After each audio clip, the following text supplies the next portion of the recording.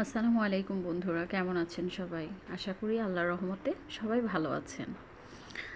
আসলে আমরা যতই আধুনিক হই না কেন, প্রশান্তির জন্য একটু নিরিবিলি সুন্দর যেখানে কোলাহলমুক্ত জায়গা আছে সেই জায়গাগুলোই বেছে নিই। কোনো অনুষ্ঠান বা দেখা যায় নিজেদের ফ্যামিলি সময় কাটানোর জন্য আমরা একটু প্রশান্তির জায়গা খুঁজি। সেরকম একটি জায়গা আমাদের মানিকগঞ্জ বেউথা।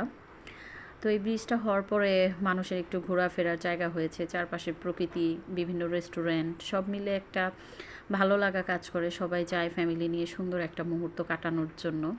তো আমরাও গিয়েছিলাম, দেখলাম আশেপাশে অনেক মানুষজন ঘোরাফেরা করছে, কেউ খাওয়া দাওয়া করছে, কেউ বা বসে গল্প করছে, কেউ বা বসে বসে নদীর সৌন্দর্য দেখছে, কেউ বা গাড়ি ঘোড়া, মানে সব মিলিয়েই একদম নিশ্চুপ সুন্দর একটা পরিবেশ ছিল।